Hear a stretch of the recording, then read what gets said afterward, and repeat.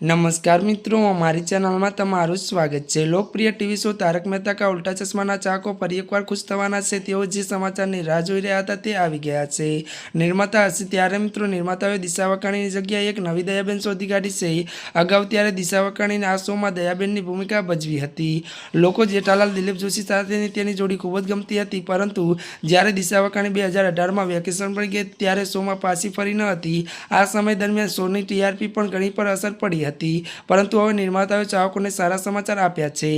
જો કે શોના નિર્માતા હર્ષિત મોદીએ દિશા વકાણીને શોમાં પાછા લાવવાનો ખૂબ પ્રયાસ કર્યો, પરંતુ તે પાછી ફરી નહીં। આવી સ્થિતિમાં ત્યારે ચાહકો તેના શોમાં દયાબેનની ખોટ સલામતી હતી અને આ જ કારણ હતું કે નિર્માતાએ નવી દયાબેન લાવવાનું નક્કી કર્યું। થોડાક મહિના પહેલા હર્ષિત મોદીએ પોતે પુષ્ટિ આપી હતી કે દિશા વકાણી હવે તારક મહેતામાં પાછા નહીં ફરે।